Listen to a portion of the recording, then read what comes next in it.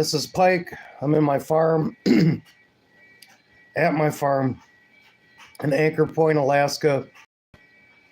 Going to do some readings tonight, of course. Oh, let's see.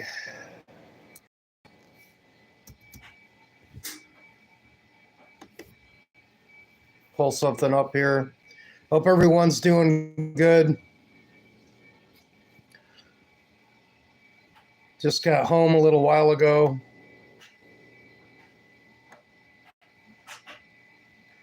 And I want to find something good, of course, to read for us.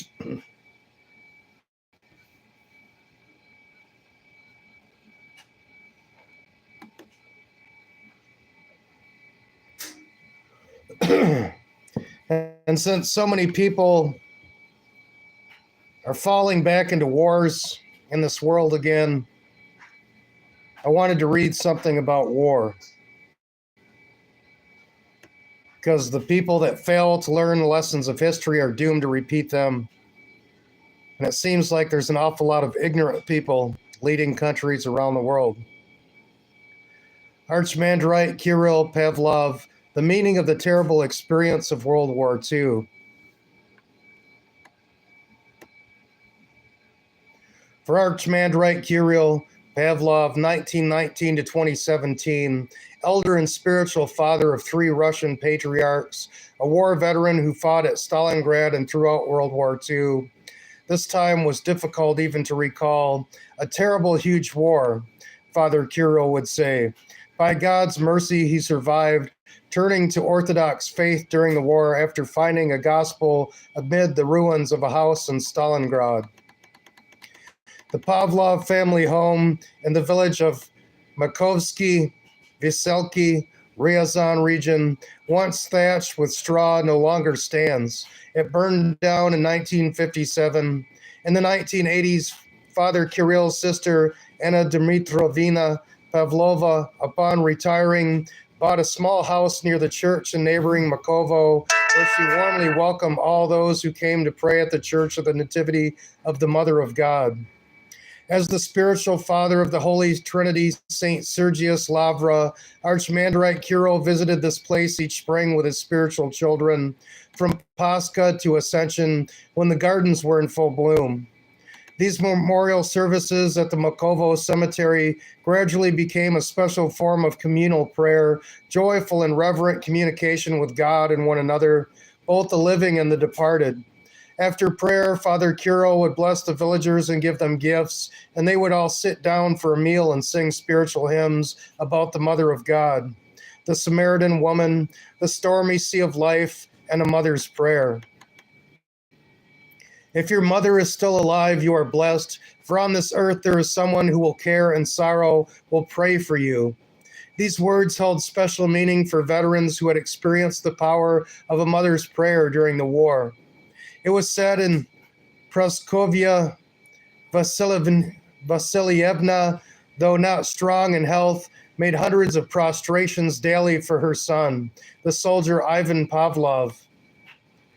Elizaveta Fyodorovna Chukova, the warden of the St. Nicholas Church and mother of Vasily Zhukov, commander of the 62nd Army, prayed in the village of Serebryanny Prudy, 70 miles from the Makovo. After the war, all 8 of her sons returned home alive and unharmed. Their mother's handwritten prayer remained enshrined in the military ID of the celebrated general and hero of Stalingrad for the rest of his life. This terrible war and all its mercilessness brought clarity to the worldview of the future spiritual father of the Lavra, Archimandrite Kirill Pavlov. Father Kirill, like many veterans, was reluctant to talk about the war. The episode with the gospel found in the ruins of Stalingrad was one of the few wartime stories he recounted in detail. Once he said, "Those who weren't there knew nothing. Sometimes it was worse than hell. To endure such things is extremely difficult. For war is not only about great heroism, it is also about betrayal, collaboration with a special department, and attempts to escape the front lines to rear assignments. One constantly felt as if in encircled defense without the comfort of a secure rear. The enemy was right in front of you, but all the time new people would appear beside you and you didn't know them or trust them. That was worse than hell. The future Archimandrite Kirill, then simply Ivan Pavlov, met the beginning of the war on the Manchurian border in the village of Barabash, Khasan district, serving as a conscript in the 96th Engineer Battalion of the 92nd Rifle Division of the 1st Red Banner Army. He was drafted into the Army on September 14, 1939, by the Kitav Ivanovsky Military Commissariat of the Chelyabinsk region by autumn 1941.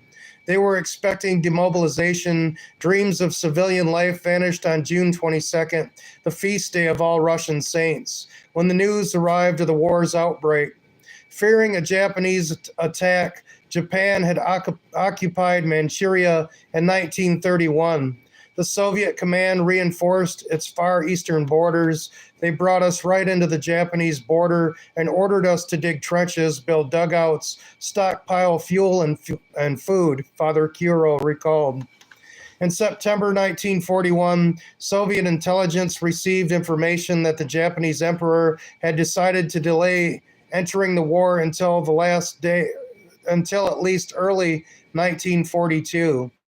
Dozens of divisions from the Far Eastern Front were urgently transferred to Moscow and Leningrad, where the situation had become critical. Father Kirill recalled that on October 18, 1941, the order for redeployment came, and by November 1st, their unit was already at Kvoynaya Station near Kikvin. The terrain there was swamps and forest, he said, and I must say the winter was very harsh, with early snow and severe frost. Since we arrived in summer uniforms, many suffered from frostbite. The Volkhov front, where Ivan Pavlov was deployed, was being formed to break the siege of Leningrad. According to Father Kirill's memories, the impassable wet forests were filled with German bunkers and deadly minefield traps. The advance towards Leningrad from the Volkhov side stalled, and a large group of Soviet troops became encircled. On April 24, 1942, during the battles near Volkhov, Ivan Pavlov was wounded in the leg by shrapnel and spent 2.5 months in the military hospital in the village of Kai, Kirov region, on the banks of the Kama River. This hospitalization likely saved his life. The elder recalled years later that after he was wounded, his battalion was sent to clear minefields, and most of his comrades never returned. Beyond the Volga, there is no land for us. After devastating defeats near Leningrad and Crimea and at the Kharkov, the Soviet forces retreated toward the Don River. The summer of 1942 was dry and hot with no rain for weeks. The smoke of burning wheat fields mingled with the stench of death. The Wehrmacht was concentrating its forces in southern Russia, intending to destroy the Soviet troops in the Don region, capture Stalingrad, and begin the seizure of the oil-rich regions of the Caucasus. The Germans planned to sever the railway and road connections between the center of the country and the south, as well as to cut off the main water transport artery, the Volga. Along this river, the country received oil from the Caucasus and grain from the Kuban and Stavropol regions. Thus began a battle that would be known as the largest of the Second World War in terms of scale, number of troops involved, and casualties. One could say that the outcome of the Battle of Stalingrad would determine the fate not only of Russia but of the entire world.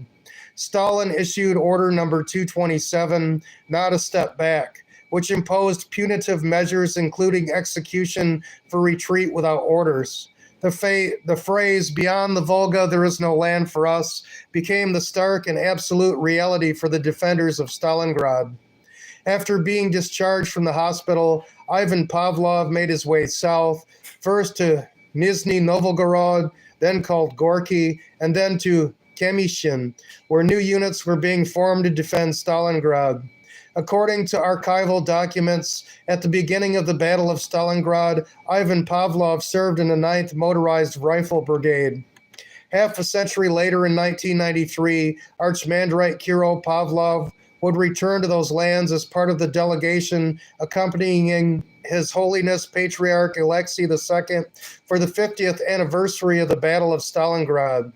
In the Volgograd television studio, Father Kirill recalled the early days of the battle on the Volga. We were stationed in the defensive lines outside of Stalingrad, about 20 to 25 kilometers from the city. On one Sunday in August 1942, around 1,000 German bombers launched an air raid on the city. The sight was truly terrifying. The city was engulfed in flames. Clouds of black smoke rose into the sky. We were pulled from the defense lines. It was during that time I was wounded. In 1942, the unimaginable happened. Having easily crossed thousands of kilometers of Russian territory, Hitler's forces failed to conquer the final few dozen meters to the Volga. As war correspondent and writer Vasily Grossman noted, a superstitious fear overtook the enemy. They wondered were the soldiers attacking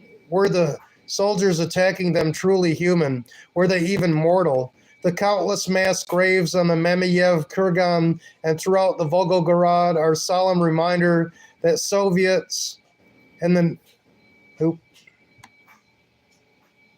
that the Soviet soldiers were indeed mortal.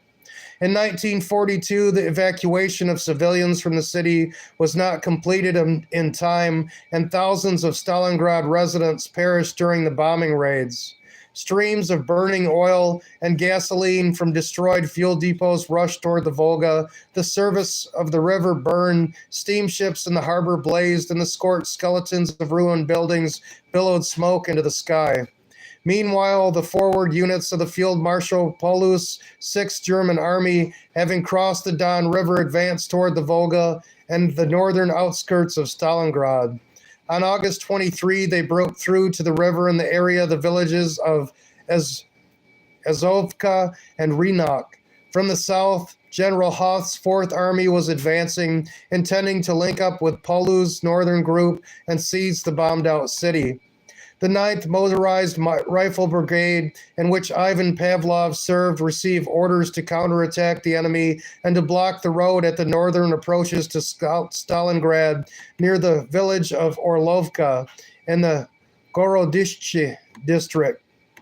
In one of his post-war interviews, Father Kirill recalled the details of a battle on the Volga's bank near the approaches to Stalingrad. We raised our heads just a bit, and German tanks and machine gunners were already 70 meters away, shooting. The feeling is indescribable. You just entrust yourself to the will of God. You lie there, the ground is sandy, and I can see bullets hitting the sand, the dust rising. Any bullet could strike you, and that would be it. Those who ran alongside me fell like sheaves. We ran along this ravine right on the riverbank. In September 1942, the defenders of Stalingrad were ordered to retreat into the city itself. From that point forward, global news reports would mention names that became synonymous with the battle. Mamayev Kurgan, the Red October factory, the grain elevator, the Stalingrad tractor factory, the railway station, which changed hands 13 times, January 9th Square, and Pavlov's house. In mid-September, after heavy losses, the 9th Motorized Rifle Brigade was withdrawn from the front line near the Red October factory and the Mamayev Kurgan for rest and reorganization. By September 1942, the name of Ivan Pavlov had disappeared from the rosters of active combat units for nearly 2 months.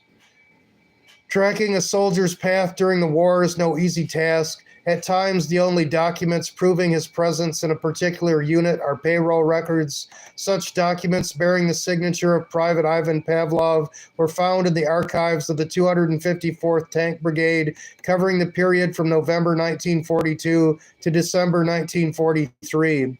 By that time, a massive group of German troops, over 330,000 men, had become encircled in the Stalingrad pocket.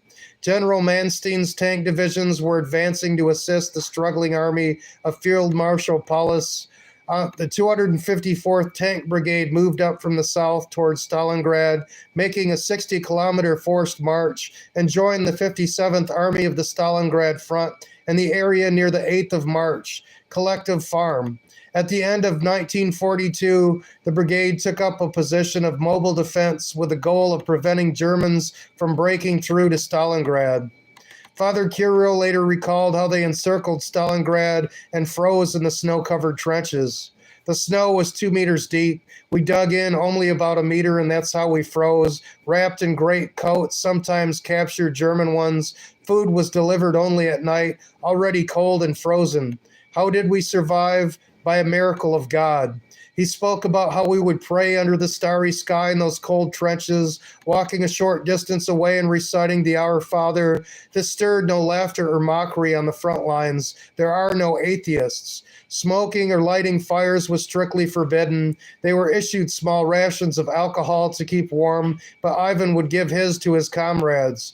At night, German transport planes dropped supplies to their soldiers, some of which occasionally landed in Soviet trenches, causing great rejoicing among the troops. In such superhuman conditions, they fought on, ignoring the toll on their lungs, which would just remind them of their suffering only after the war. Some even longed to fall ill back then, just to rest in a hospital, but no illness came.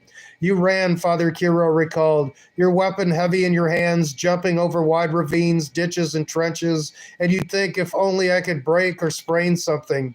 Immediately after the end of the Battle of Stalingrad, on February 6, 1943, Ivan Pavlov was recommended for candidacy in the Communist Party for his combat merits. They selected 5 of us, Father Kirill recounted, saying we had helped win at Stalingrad. We were young and disciplined. The political officer vouched for us and even wrote the request. The personal file of the Communist Party candidate Ivan Dmitrievich Pavlov was later discovered in the Central Archive of the Ministry of Defense. After the death of Archimandrite Kirill Pavlov in the summer of 2019, the liberated city of Stalingrad greeted Soviet soldiers with the skeletal remains of buildings and streets strewn with bodies of the fallen. Father Kirill could never forget the eerie silence and the stench of death that made Stalingrad feel like a lifeless, terrifying place.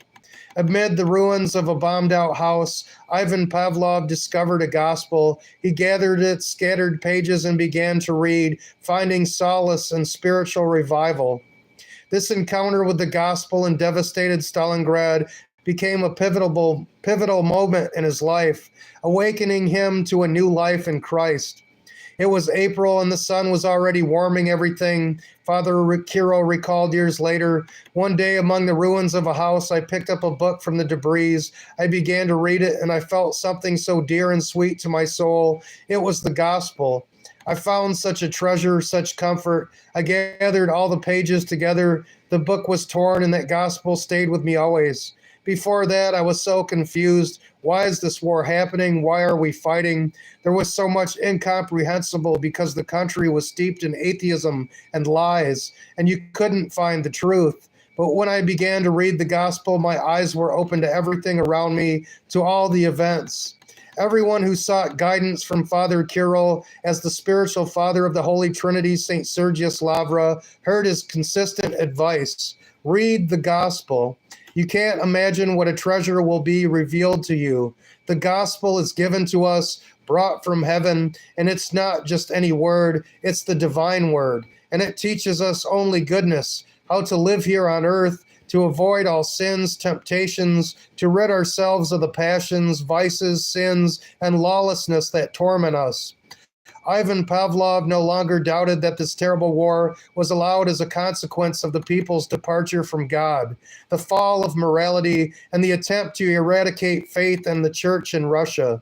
His assistant, Lyubov Piankova, recounted his words. In the destroyed and lifeless Stalingrad, he made a vow that if he returned alive, he would study to become a priest and serve God.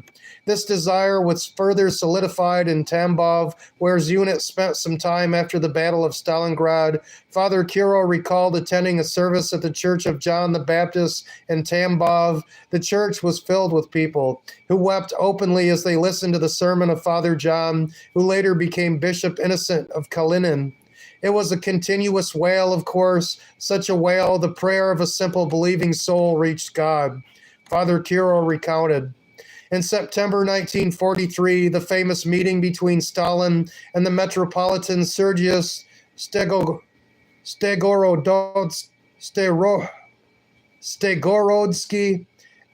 Alexei Szymanski, and Nicholas Yarushevich took place. A patriarch was elected. Churches and theological schools began to open, and pastors returned from prisons. After this, the situation at the front fundamentally changed, the elder recalled. Even Marshal George Zhukov notes this in his memoirs. He says that German generals who had been making strategic plans at the beginning of the war started making mistakes and blunders from 1943 onwards, so much so that it was astonishing. And it's very simple. When the Lord wants to punish a person, he takes away his reason. However, Ivan Pavlov's refusal to join the party in 1943 on religious grounds nearly cost him his life. His candidacy period was ending, but his conscience wouldn't allow him to take the final step. He kept postponing it. In Pavlograd, Dnepropetrovsk region, the political officer finally confronted him. It was time to make the move from candidate to party member. In response, the 24-year-old Ivan, with deep faith and youthful fervor, confessed Christ and refused to become a communist.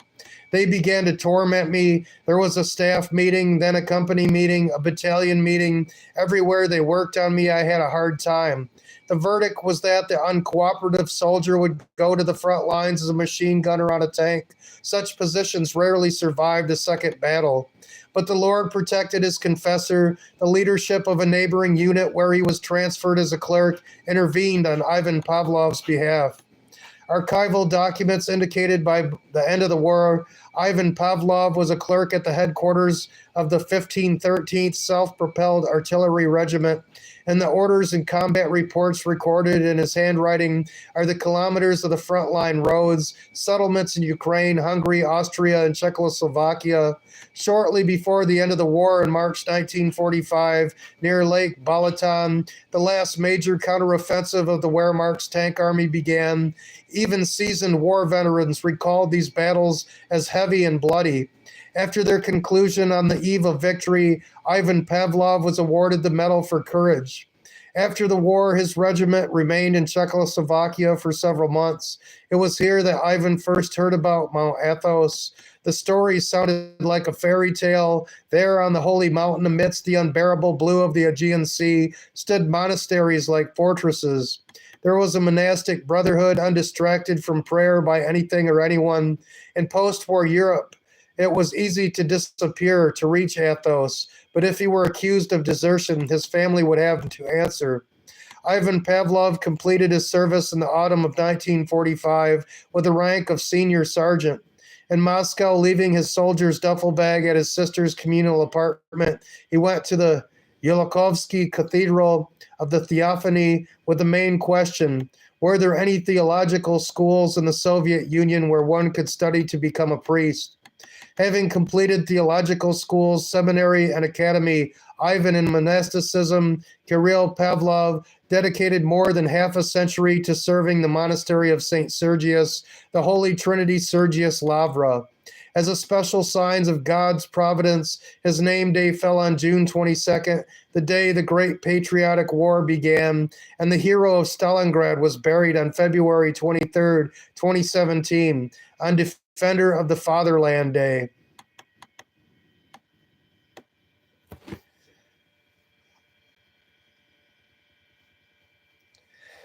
So I hope you guys like that story. But it's amazing how much death us humans are willing to inflict on each other and what was gained over it. Germany didn't gain anything. That's what happens when we listen to idiots and fools. The devil rejoices. The demons come out, and hell begins to form on earth. We can never forget who's in charge of this world, God, and we need to pray to God to protect us, to protect each other, and we need to first and foremost show the love that Christ commanded us to have for each other, and never stop showing that love. It's a shame we're so close to the verge of a world war again right now. I think we're a lot closer than a lot of people are being led to believe. We somehow like to stick our heads in the sand and pretend that everything's fine. Just continue to buy and sell. Be a good consumer, consume.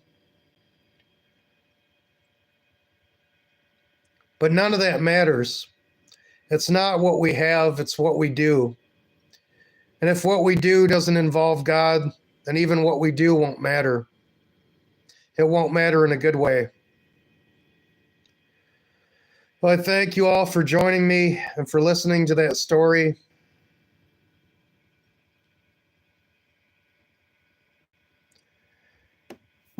And please pray for our world, for all of our countries, that we can stay away from this World War III. There's so many bad and evil people pushing it. They want to have this war. They'd like nothing better than to start it.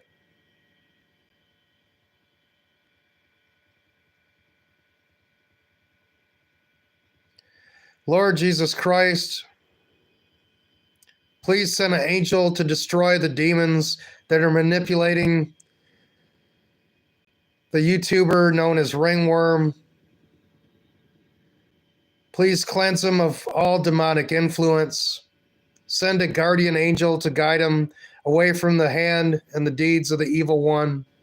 In the name of the Father, and the Son, and the Holy Spirit.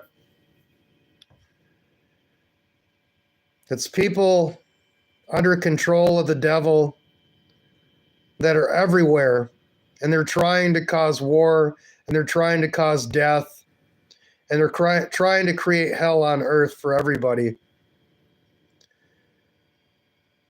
And we need to be better Christians and to stand up and to teach people that there's a better way. I love you all. Thanks for joining me. We'll do another one here in a bit. I love you guys. God bless you.